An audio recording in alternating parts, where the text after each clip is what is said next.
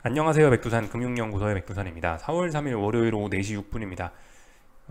제가 이제 세상을 조금 지금 안 좋게 보고 있죠. 예, 여러 가지 조건들이 안 좋기 때문에 세상을 좀 안 좋게 보고 있는데, 그러다 보니까 하방 투자자분들이 제 영상 많이 보실 거란 말이죠. 근데 이게 하방 투자가 아시다시피 지난 1분기 동안 좀 안 좋았습니다.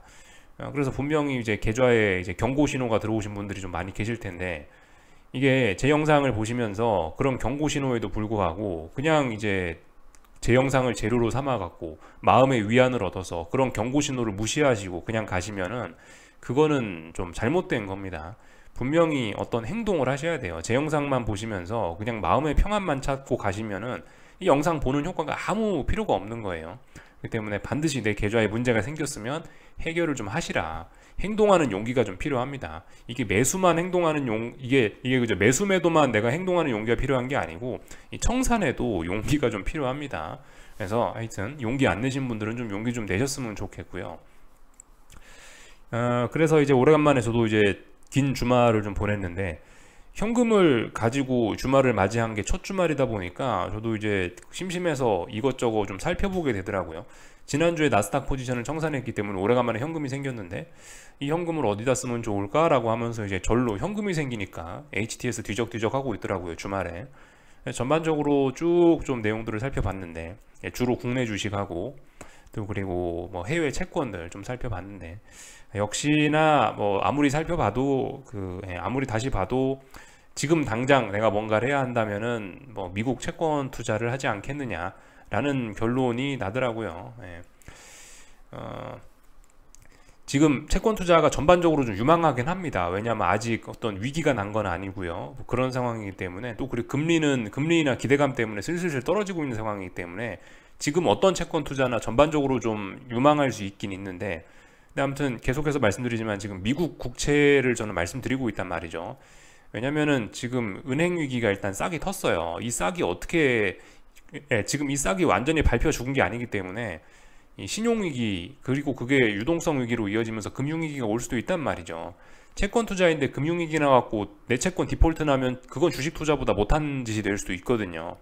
그렇기 때문에 지금 같은 경우는 좀 부도 위험이 있어 보이는, 부도가 날 수도 있는 한국 뭐 국채니 뭐 회사채니 이런 것들은 좀 하더라도 좀 안 좋을 수 있다라는 거 좀 계속해서 말씀드립니다.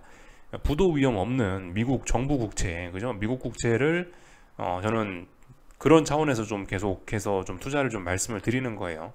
다른 채권은 저는 일단 잘 모르겠습니다. 지금은 아무튼 금융 위기나 이런 것들을 좀 고려해야 될 수 있기 때문에 미국 국채, 부도 위험 없는 미국 국채를 투자 대상으로서 생각하는 게 좋지 않겠냐 말씀을 좀 드려봤고요. 주말 동안에 한국 국내 주식들도 오래간만에 좀 봤다라고 말씀드렸는데, 역시나 근데 이 종합주가지수, 그죠? 물론 지금 이거는 종합주가지수가 아니고 이건 그냥 코스피 선물에 불과한데, 아무튼 뭐 종합주가지수하고 똑같죠. 코스피 종합하고 거의 똑같이 움직이는 건데, 코스피 종합 꼬라지나 지금 종목들 꼬라지나 거의 다 비슷하더라고요. 쭉쭉 보니까요. 대부분 다 그렇죠. 대부분 다 이 2020년 3월 달에 전염병 때문에 어떤 의미 있는 저점을 만들어내고, 그리고 나서 21년 1월 달까지 해서 고점 만들어내고, 그 뒤로 이 버블 파티에 대한 어떤 대가를 다들 치르고 있더라고요. 그리고 대부분 종목들이 지금 코스피 모습과 비슷하게 완전히 바닥이 나온지 알 수 없는 상황이고, 물론 단기적으로는 지금 대부분 조금 더 오르려고 하는 그런 상황이더라고요. 근데 이제 이런 상황에서 이제 위쪽에 워낙 무거운 저항들이 있고, 이때 당시에 워낙 많이 해먹었었기 때문에 지금 오른다고 해도 좀 위쪽으로 좀 부담스러울 수 있고, 그렇다고 지금 당장 아래쪽으로 떨어지려고 하지도 않고, 좀 전반적으로 다 이렇게 좀 상황이 좀 애매하더라고요. 어, 여러분들도 아시다시피 코스피에, 한국 증시에 뭐 유망한 대형 업종들이 뭐가 있습니까? 한국을 좀 먹여 살린다는 업종들, 뭐 반도체, 자동차, 화학, 뭐 조선, 뭐 제약 바이오, 뭐 IT, 뭐 이런 것들이 있지 않습니까? 전반적으로 다 해먹었더라고요. 지금 한국 증시에서 유일하게 안 해먹은 업종이 조선업종 하나 있더라고요. 그나마. 예. 조선업종 하나만 굉장히 좀 소외가 되고 있고, 나머지는 거의 다 해먹었더라고요. 그러니까 나머지 업종들이 다 한 번씩 해먹었다라는 이야기는 이제 그만큼 다음번에 이제 해먹을 업종들도, 그러니까 다음번에 지수를 이끌고 올라갈 힘이 있는 그런 업종들도 좀 많이 없다라는 그런 표현으로도 또 할 수, 예, 또 그렇게도 또 표현할 수가 있겠죠. 전반적으로 지금 좀 눈에 띄는 게 좀 없긴 하더라고요. 물론 이제 몇몇 개별 종목들 이런 것들은 좀 보이긴 하는데요. 하여튼 뭐 전반적으로 좀 다들 좀 해먹어가지고 좀 뭐 그렇더라라는 거. 만약에 이제 지금 여기서 위기가 안 온다라고 하면은, 만약에 여기서 이제 위기가 안 온다라고 확정 지을 수 있다라면은 뭐 몇몇 종목들은 좀 하고 싶은 것도 있긴 있는데, 뭐 말씀드렸다시피 제가 좀 세상을 지금 여러 가지 조건들 때문에 안 좋게 보고 있기 때문에, 지금 여기서 위기 오면은 또 반토막이 또 날 수 있기 때문에 지금 상황은 뭐 주식하기는 좀 아닌 것 같아서 좀 하여튼 애매하더라라는 거예요. 뭐 이렇게 볼 수가 있겠고요. 하여튼 이 코스피 같은 경우도 큰 그림으로 봤을 때는 이제 지금 계속해서 몇 달째 아리까리한 뭐 그런 상황이긴 한데요. 뭐 물론 이거 월봉 주봉으로 봐도 똑같은 모습이 나타나긴 합니다. 지금 이제 본 게 코스피 월봉인데요. 이거 여러분들 이렇게도 볼 수 있는 겁니다. 지금 어쨌든 지금까지 뭐 쭉쭉 잘 올라가고 있긴 하지만은, 자 이제 지금까지 무슨 일들이 있었냐를 살펴보면은 2020년 3월 달에 이제 전염병 때문에 세상에 한번 박살이 나갔고 투매가 나왔었고, 근데 그 투매를 딛고 나서 유동성 파티, 거대한 이제 버블 파티를 한번 했었고요. 결과적으로 지금은 일단 버블 파티에 대한 그런 피로감을 지금 어느 정도 좀 푼 상황입니다. 그래서 지난번 버블 파티에 대한 대가를 어느 정도 치르긴 했어요. 근데 이게 대가를 완전히 치른 근데 지금 상황에서 이 대가를 치르는 게 완전히 끝났다라고 이야기는 할 수는 없습니다. 아직까지는 모릅니다. 지금 이게 과정이, 지금 이 모습이 다중 고점형 만드는 과정일 수 있다고요. 월봉상 재수 없으면은 2018년 2월달 고점 있고 2021년 6월달에 고점 있고, 이번에 또 하나의 고점 덩어리가 조금 만들어질 수도 있고 만들어지는 과정일 수도 있는 겁니다. 만약에 이렇게 초대형 삼산이 만들어진다면 어떻게 되겠어요? 그러면 이제 초대형 하락도 얼마든지 가능하다라는 생각도 충분히 할 수 있는 거죠, 그죠? 뭐 물론 이렇게 안 좋게만 보기도 지금 어렵습니다. 이렇게만 보면은 너무 좀 치우쳐서 보는 거고요. 지금 뭐 말씀드렸다시피 이런 어떤 대가를 다 치렀을 수 있다. 지난번 버블 파티에 대한 대가를 다 치르고 요렇게 다중바닥형 만들고 올라가는 중일 수도 있습니다. 그죠? 그러니까 지금까지 아직 그러니까 지금 이 자리에서 뭐 아직 명확하게 우리가 결론을 내릴 수 있는 거는 없습니다. 근데 아무튼 이런 관점도 생각을 할 수 있겠더라고요. 이 거대한 삼산 만드는 거면은 주가가 빠지면 어디까지 빠질 수 있겠느냐, 우리 이런 것도 한번 생각을 해봐야 되겠다라는 거 좀 말씀을 좀 드려봤습니다. 전반적으로 쭉 봤는데 그 진짜 조선업종 말고는 다 해먹었더라고요. 전반적으로 다 한 번씩 해먹었더라고요. 코스닥에서는 전반적으로 게임주들이 좀 많이 좀 소외가 되어 있긴 하더라고요. 근데 뭐 말씀드렸다시피 지금 조선업을 사라는 게 아니고 지금 게임주를 사라는 게 아니고, 전반적으로 좀 소외된 업종은 걔네 정도 있는 것 같다. 나머지는 다들 이제 한 번씩 해먹었거나 아니면은 지금 이제 해먹고 나서 한참 동안 좀 빠지고 있거나 여기서 아직도 바닥을 못 잡고 있거나 대부분 좀 그런 피로한 그런 모습들이 좀 보이더라는 거죠. 그래서 뭐 전반적으로 좀 제가 주말 동안에 좀 봤던 이슈들, 이런 것들 좀 전반적인 생각들을 좀 한번 말씀드려 봤고요. 이제 오늘 있었던 일들 좀 간단하게 살펴보고 마치겠습니다. 오늘 시장은 이 유가가 좀 움직였죠, 그죠? 아침에 새벽 6시인가 갑자기 오펙에서 회의를 해갖고 감산을 한다, 하루에 116만 배럴씩 감산한다라는 소식이 들리면서 국제유가가 급등을 했고, 국제유가가 급등을 하는 바람에 그 전일 금요일 날 밤에 있었던 미국 물가지표에 대한 어떤 완화 기대감, 이런 것들이 좀 다소 희석되는 그런 게 오늘 장 분위기였습니다. 그래서 국제유가가 보시면은 보시면은 지금 이렇게 급등을 했고요. 갭상승을 해가지고 막 장중에 8% 가까이 오르기도 했고, 그래서 막 80몇 달러 넘어가기도 했었고요, 장중에는요. 그래서 이런 모습이고, 이것 때문에 긴축 우려가 다시 살짝 나타나면서 페드와치를 보시면은 25bp 인상 확률이 다시 조금 높아졌습니다. 금요일 날 미국 물가지표를 보고 나서는 야, 이거 긴축 안 해도 되겠다라고 하면서 흐뭇해하더니 다시 이제 긴축 우려가 생겨나면서 국제유가 때문에 지난날 25bp 인상 확률이 48%에서 58%로 약 10% 정도 뛰었습니다. 제법 많이 뛴 거라고 볼 수가 있겠습니다. 그래서 긴축 우려가 다시 한번 시장을 흔들고 있는데, 근데 일단 시장은 뭐 거기에 대해서 그렇게 크게 반응은 하지 않는 그런 듯한 모습입니다. 근데 아무튼 국제유가가 이제 저렇게 움직인다는 거 굉장히 좀 심각한 거라고 생각을 해볼 수가 있는 게, 일단은 인플레 인플레 측면에서 일단 말씀을 드리자면, 인플레가 지금까지 이제 어쨌든 어느 순간부터 쭉 내려와 가지고 이제 파월 의장이 디스인플레이션이라는 표현을 쓸 정도로 많이 내려왔어요, 인플레가. 근데 지금까지 인플레가 뭐 때문에 내려왔냐를 보면은 전부 다 국제유가와 천연가스 가격, 에너지 가격의 하락 때문에 인플레가 잡힌 게 대부분이거든요. 사실 뭐 중요한 건 서비스 물가인데, 임금이라든가 뭐 월세라든가 이런 서비스 물가가 중요한 건데, 얘네들은 가만히 있고 에너지 가격 때문에만 물가가 떨어진 게 많거든요. 근데 다시 에너지 가격이 저렇게 추세적으로 오를 수 있다면, 물론 지금 국제유가가 추세적으로 오른다는 이야기는 아닌데, 추세적으로 만약에 이제 오른다고 한다면은, 혹은 이제 국제유가가 크게 뛴다라면은 인플레에 대한 고민 우리 다시 한번 할 수 있겠죠, 그죠? 이런 점에서 좀 국제유가의 상승이 좀 심각하다라고 지금 시장이 좀 보는 것 같긴 하고요. 물론 아직까지 시장 분위기가 좋기 때문에 아직 뭐 이런 걸 심각하게 막 그렇게 엄청 막 이런 것 때문에 패닉하고 그런 건 아니고요, 그죠? 뭐 이런 걸 좀 볼 수가 있을 거고, 그리고 그 국제유가 관련해 갖고 이제 국제유가 자체의 좀 기술적 이야기를 좀 해봐야 될 것 같은데요. 이 지난번에 보시면은 중요한 저점인 70달러, 여기 12월 달에 만들어놨던 이 자리를 붕괴를 시켰기 때문에 일단은 하락하겠다는 의지는 일단 있어 보이는데, 근데 문제는 이번에 다시 이제 이번에 이렇게 저점을 한번 낮췄으면 반등을 할 때 고점도 낮췄어야지 맞는데, 고점은 다시 올려놨단 말이죠. 그렇게 되면은 지금 이거는 다시 좀 굉장히 답답한 구간으로, 국제유가는 답답한 구간으로 갈 가능성이 좀 있다, 이렇게 일단 봐야 될 것 같습니다. 일단 그 감산 이슈 때문에 오늘 급등을 하긴 했지만은, 이 급등을 했다고 무조건 이제 국제유가가 추세적인 상승을 할 수 있다라고 생각하기는 아직까지는 어렵습니다. 왜냐하면은 보시면 이 81달러인가 80달러 이 자리가 어떤 중요한 저항이죠. 이 자리를 한 번, 두 번, 세 번, 네 번에 걸쳐서 무려 한 작년 12월부터 해서 지금 거의 3개월, 4개월 넘게 못 넘고 있는 저항이기 때문에, 이거 하루 100만 배럴 가까이 감산한다고 했는데 이 소식 한 방으로 이게 추세를, 무거운 저항 돌파한 척하고 추세를 상방으로 돌릴 수 있겠느냐, 더군다나 경기 침체 우려까지 있는 마당에 가능하겠느냐, 우리 이런 부분을 일단 좀 생각을 해봐야 되는 거죠.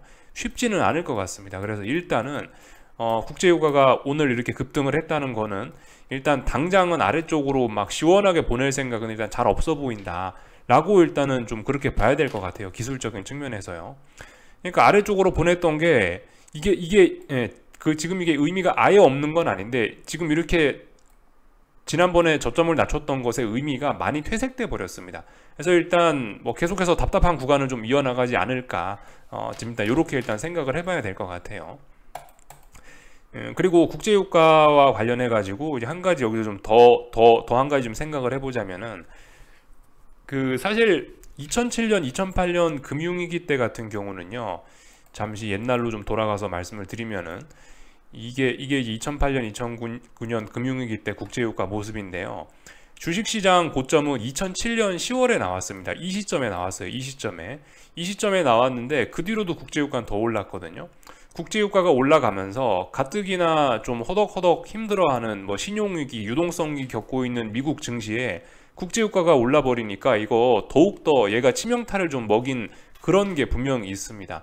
물론 항상 그런 건 아닌데, 지금까지 보편적으로는 어떤 위기 직전, 진짜 진정한 위기가 나기 직전까지 이렇게 유가나 원자재 가격들이 오르면서, 이렇게 원자재 가격들이 올랐던 게 인플레 우려 이런 거를 자극시키면서 시장을 죽이는데 마지막 펀치를 날렸던 사례들이 종종 있긴 있습니다. 항상 그런 건 아니고요. 그런 관점에서 이번에 지금 국제유가가 혹시나 얘가 80 몇 달러를 넘겨가지고 다시 한번 인플레 우려를 확 자극시키면서 얘가 또 다시 시장을 지금 KO 시켜버리는 그런 일이 있지도 않을까, 우리 과거의 사례를 좀 생각을 해보면서 그런 것도 일단은 그죠, 그런 생각 정도는 좀 해봐도 괜찮을 것 같아요. 여기서 국제유가가 지금 오르는 것은 세계 경제에 상당히 큰 타격을 줄 수 있다라는 거. 물론 여기서 국제유가가 지금 크게 하락하는 것도 경기 침체 우려 때문에 그것도 굉장히 세계 경제에 별로 안 좋은 것일 수 있습니다. 지금 이 국제유가는 그냥 적당히 박스권으로 70달러, 95달러, 사실 95달러도 아니에요. 70달러, 한 80달러 이 정도 사이에서 왔다 갔다 계속 박스권 그리는 게 사실 세계 경제에는 가장 좋은 시나리오일 수 있어요. 너무 급하게 오르거나 너무 급하게 빠져버리면 경기 침체 우려나 아니면 스태그플레이션 우려 이런 거를 만들어낼 수 있다라는 거 우리가 좀 생각을 해봐야 되겠습니다. 국제유가 관련된 부분들 좀 우리가 좀 생각을 해봐야 되겠고요. 그래서 뭐 이것 때문에 오늘 시장이 조금 악영향을 받았다라는 거. 근데 사실 뭐 오늘 시장이 악영향을 받았다라고 해도 뭐 그렇게 큰 악영향은 아닌 것 같고요. 그냥 대부분 이제 이 지난주 금요일 날 윈도우 드레싱 효과 1분기 끝났잖아요. 지난주 금요일 날에 1분기가 그 1분기 윈도우 드레싱 효과 또 그리고 뭐 미국 물가지표로 인한 기대감 이런 걸로 해서 막 먼저 올라버려 갖고 선반영이 어떤 그 전에 이미 굉장히 많이 올랐던 세계 증시에는 사실 국제유가의 급등으로 인한 오늘의 하락이 아직까지는 일단 적절한 조정으로 일단은 보여지고 있습니다. 어차피 얘네가 추가로 더 상승을 한다 하더라도 한 번쯤은 좀 쉬어갔어야 될 단기적으로 굉장히 부담스러운 자리였을 수 있거든요. 굉장히 일단 좀 부담스러운 단기적으로 오버슈팅 가능성 이야기할 수 있는 자리인데 그 자리에서 저런 자료가 그 자리에서 지금 이런 국제유가 급등 감산 이런 재료가 나오면서 일단 시장에 훌륭한 조정의 재료를 제공을 해준 점은 분명히 있습니다. 그래서 뭐 이 정도 얘기했으면 사실 오늘 할 얘기는 거의 다 한 건데 오늘 시장 뭐 이런 걸로 조금 하락한다 하더라도 전일 급등에 대한 피로 감소와 상승 중 눌림 아직까지 이렇게 보는 게 좀 더 맞긴 맞다라는 거죠. 그래서 이제 자세히 좀 차트를 좀 하나씩 볼 건데요. 뭐 예를 들면 독일 증시 같은 거 한번 보세요. 이게 이제 독일 증시인데 현물 지수인데요. 선물은 제가 알기로 벌써 레벨업 되긴 된 것 같더라고요. 하여튼 근데 이제 저와 여러분들은 항상 이 현물 지수를 기준으로 말씀을 했으니까 그냥 뭐 현물 지수 오늘도 그냥 보면서 이야기할게요. 이 보시면은 지금 이제 굉장히 중요한 저항이란 말이죠. 여기가 전고점 혹은 뭐 직전 고점 이렇게 표현할 수 있는 굉장히 중요한 무거운 저항 아닙니까? 그러니까 이 자리까지 지난 3거래일 동안 미국 물가지표 재료 기대감 이런 걸로 인해서 먼저 올랐잖아요. 먼저 올랐으니까 또 그 중요한 저항이니까 한 번쯤 조정이 그러니까 더 상승을 하더라도 여기서는 조정이 필요한 자리이긴 합니다. 건전하게 건전하게 상승할 것이라면 이쯤에서 조정 한번 주는 게 맞긴 맞다라는 거죠. 그래서 조정 나와야 될 때 현재 유럽 증시는 살짝 조정 진행 중이다라는 거 볼 수가 있고요. 뭐 중국 증시 뭐 이런 중국 증시는 근데 약간 예외. 중국 증시는 남들 오를 때 먼저 빠졌죠. 남들 오르기 전에 남들 오르고 있을 때 먼저 빠졌고 이제서야 좀 올라가고 있고 지금 현재 이 자리에 와 있네요. 하여튼 뭐 중국 증시는 박스권이라 뭐 특별히 할 말은 없는 거고 뭐 일본 증시도 뭐 박스권이라 특별히 뭐 할 말은 없고요. 하여튼 최근에 많이 올랐던 친구들 있죠. 최근에 많이 올랐던 친구들. 사실 일본도 좀 많이 오르긴 했는데 일본도 사실 조정이 한 번은 필요하지 않나 싶은데 그냥 일본은 계속해서 오르고 있네요. 근데 일단 그래봐야 중요한 자리도 아니고 아직 박스권이라 이런 이야기 드렸고요. 하여튼 지난번에 많이 올랐던 친구들 예를 들면 좀 전에 봤던 것처럼 독일 증시 뭐 혹은 뭐 아니면 뭐 나스닥 뭐 아니면은 뭐 S&P 뭐 아니면 뭐 한국 증시 이런 친구들 같은 경우는 오늘 국제유가의 그런 급등으로 인한 하락은 아직까지는 뭐 조정에 불과하다라는 거 한번 좀 말씀을 좀 드려봤습니다. 그래서 오늘 한국 증시도 좀 이렇게 볼 건데 일단 아직까지는 지수 그죠? 코스피 지수 그리고 코스닥 지수 이 지수의 상황들은 아직까지는 조정에 불과합니다. 눌림입니다. 눌림요. 근데 이제 여기서 잘 해야 되겠죠. 그죠? 하루 정도 하락 이런 거는 조정입니다. 하루 정도 이런 건 상승하다 조정 나올 수 있고 또 올라가면 돼요. 그죠? 근데 만약에 이제 하루가 아니고 여기서 계속해서 시간만 끈다. 그렇게 되면 이건 아래쪽으로 베팅할 수 있는 근거가 됩니다. 그죠? 말씀드렸다시피 이렇게 되면 저항이 누적되는 거잖아요. 여기 어딘가에 저항이 누적되는 거기 때문에 저항이 누적되면 못 가는 거기 때문에 아래쪽으로 베팅할 수 있는 근거가 된다라는 거. 그러니까 오늘 나온 저 음봉을 하나 보면서 아래쪽으로 베팅하는 거는 뭐 물론 심증적으로는 가능한 겁니다. 그죠? 뭐 위쪽에 있는 전고점 저항이 있고 이러니까 한 번쯤 해볼 수 있지. 이 정도 생각이긴 하나 근데 이제 아직은 눌림이라고요. 저건요. 그러니까 아직까지 아래쪽으로 뭐 코스피를 보고 이러시면 안 되겠죠. 다만 이제 오늘 보니까 한 323, 324 요 정도쯤에 뭐가 턱 걸리는 게 있구나. 만약에 내일도 324 저 자리 못 넘어가면은 아래쪽으로 뭐 조금씩 또다시 베팅해 볼 수는 있겠구나.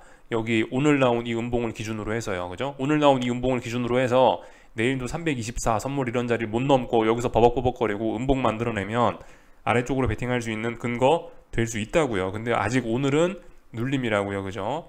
근데 물론 말씀드렸다시피 지금 역발상을 해볼 수 있는 절호의 찬스이긴 해요. 그 어떤 물가 지표에 대한 기대감, 뭐 각종 뭐 기대감, 유동성에 대한 기대감, 온갖 기대감으로 인해서 코스피 먼저 올랐다고요. 그죠? 지표 발표되기 전에 먼저 올랐어요. 이런 모습은 마치 지난 2월 초에 파월 의장이 디스인플레이션이란 발언을 하면서 고점을 만들어냈던 그런 사례와 유사해요. 예, 그러니까 약간 예, 비슷한 점이 있긴 있습니다. 그렇기 때문에 심증은 야 코스피 네가 이런 식으로 해서 여기 이제 앞으로 여기서부터 잘해야 되는데 지금까지 강한 건 모르겠고 네가 더 오를 거면 여기 이제 전고점 자리 여기를 이제 잘해야 되는데 너 여기서 잘할 수 있겠냐라고 의심은 해볼 수 있는 때라고요. 그죠? 그리고 제가 영상 초반부에 월봉 보여드렸다시피 이거 만약에 이게 이제 중장기적인 다중 고점형 만드는 만약 중장기적인 3중 고점형 만드는 과정이면은 어마어마하게 빠질 수도 있는 거라고요. 그죠? 하여튼 뭐 기술적으로 뭐 그런 이야기도 할 수 있고. 그래서 뭐 아무튼 오늘은 그냥 이제 상승 눌림에 불과하지만 주의하자. 이 정도 이야기로 간단하게 좀 마칠 거고요. 이거 뭐 풋옵션을 보나 콜옵션을 보나 똑같아요. 뭐 풋으로 보나 콜로 보나 다 똑같이 해당됩니다. 풋은 죽고 있는 그림 중에 자그마한 자연 반등에 불과한 거고요.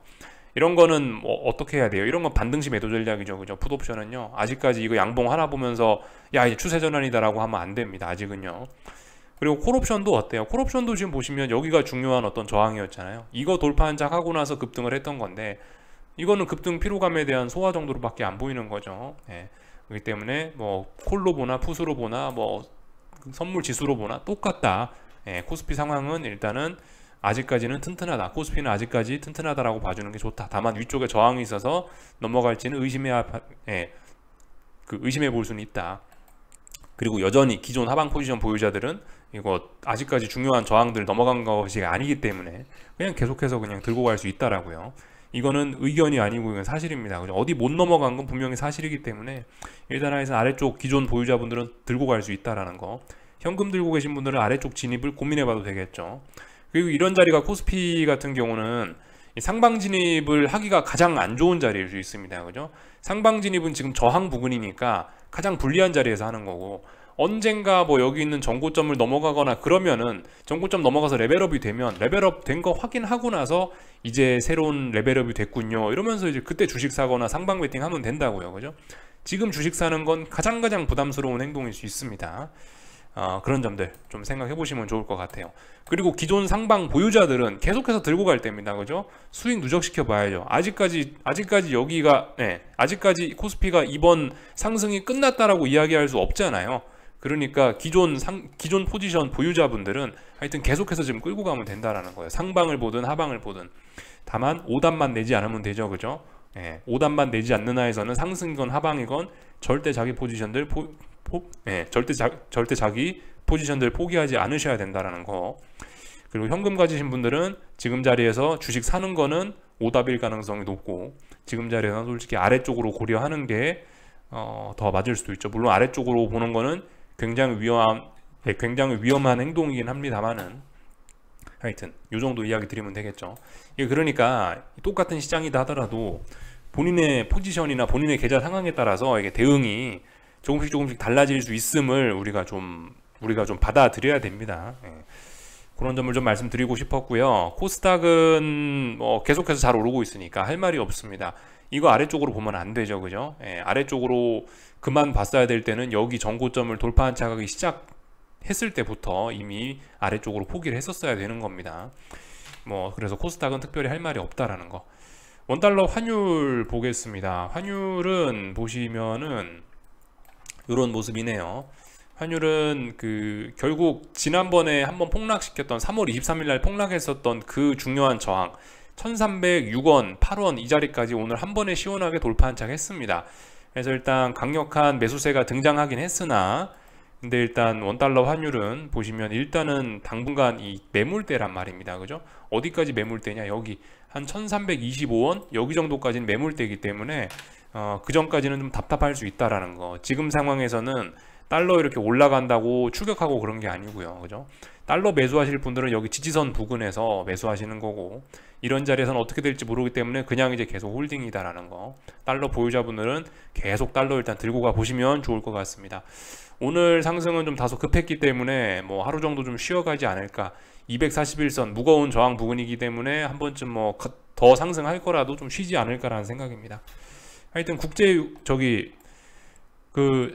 환율이나 요즘 달러 인덱스를 보면은 좀 뭔가 좀 시장이 바뀔 수 있어요. 그래서 계속해서 집중해야 됩니다. 지금 처절한 싸움 이어나가는 거예요. 주식시장 추세를 위로 갈지 아래로 갈지 우리 계속해서 고민하고 있는 그런 과정입니다.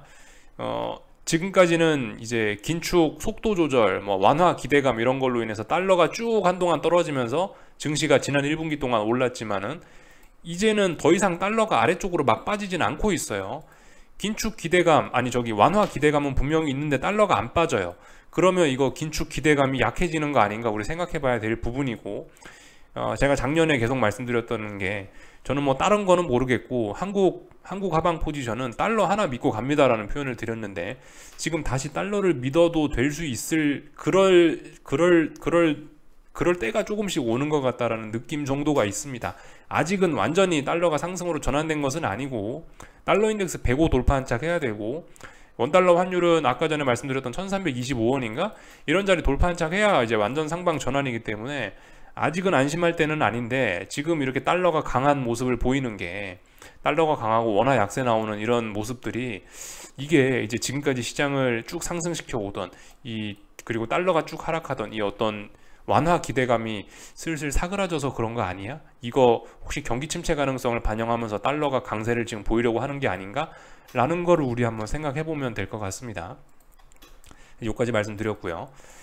코스피는 강합니다. 그쵸? 그렇지만은 삼성전자는 약합니다. 삼성전자는 지난 3거래일 동안 어딘가를 일단 넘지 못했어요. 그죠? 그 어딘가 한 63,500원 언저리의 저항을 3거래일째 확인하고 있습니다.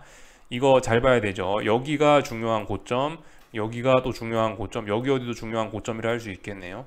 단기적으로 3중 고점을 만드는 과정일 수 있다. 삼성전자는 빨리 여기 63,000원에서 65,000원 사이에 있는 이 2,000원 사이에 있는 저항을 빨리 돌파한 척 해야 대세 상승이고 뭐고 할 수 있다. 자칫 잘못하면 박스권 혹은 또 이제 대폭락으로 갈 수도 있다. 조심해야 될 때입니다. 그죠? 요까지 살펴봤고요. 하이닉스도 그죠? 여기 보시다시피 저항 누적되고 있는 거라, 하이닉스도 거의 일주일 저항 누적시키고 있고 그런 모습. 코스닥은 강하니까 이제 함부로 아래쪽으로 보시면 안 되겠죠. 그죠? 계속해서 말씀드리지만 에코프로나 에코프로 BM이나 지금 하여튼 전반적으로 아직까지 아래쪽으로 볼만한 근거들이, 그렇게 명확한 근거들이 잘 없습니다. 강한 건 강하다라고 인정 좀 해주셔야 되겠고.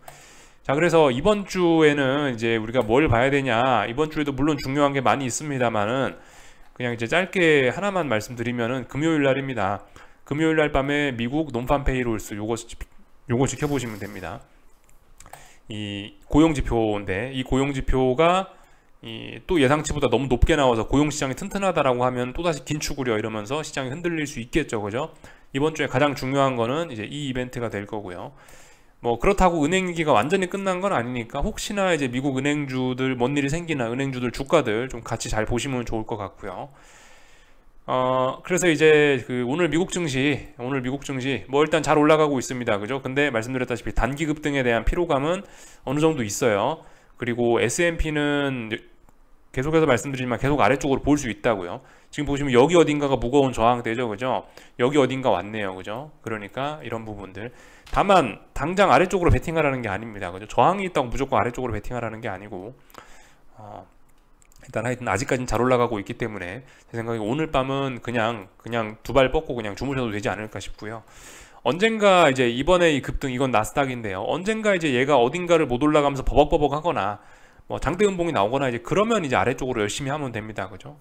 혹시나 이제 저하고 비슷한 타이밍에 나스닥 하방 포지션 청산하셨던 분들 같은 경우는 내가 얼마에 청산했던지 그런 거는 싹 잊어버리시고 다시 산뜻한 기분으로 다시 처음 시작한다는 생각으로 내가 얼마에 팔았든 그런 게 중요한 게 아니에요. 그런 거 빨리빨리 잊어버리시고 얼마에 팔았든가 뭐 그런 게 중요한 게 아니고 얘가 다시 이제 의미 있는 뭐 아래쪽으로 진입할 수 있는 그런 신호를 보여주면 그럼 이제 그냥 주저없이 들어가야 된다라는 거, 이런 말씀 좀 드리면 될 것 같고요. 하여튼 개인적으로 국제유가 오늘 이래저래 해서 급등을 했는데 결과적으로 81달러인가 뭐 이 부분을 넘어가야 가는 건데 넘기는 어렵지 않을까. 그러니까 지금 이제 두 개가 싸우는 거예요. 국제유가 두 가지 이슈가, 감산 이슈하고 경기 침체 우려가 싸우고 있는 겁니다. 누가 이길지는 저도 모르겠는데 기술적으로 한 번에 중요한 저항까지 탁 도달해 버린 거는 좀 오바이지 않나. 그래서 국제유가는 일단 뭐 계속 오르기는 어렵지 않겠냐 이런 생각을 일단 하고는 있습니다. 그 부분 이제 지켜보면 이제 그런 부분으로 지켜보면 되겠고, 나머지는 뭐 특별히 할 말 없는 것 같아요. 국채, 뭐 미국 국채 이런 건 아직까지 뭐 눌림시 매수 관점이고요. 네. 여기까지 하겠습니다. 궁금한 거 리플 남겨주시고 내일 아침에 뵙도록 하겠습니다. 여기서 마치겠습니다.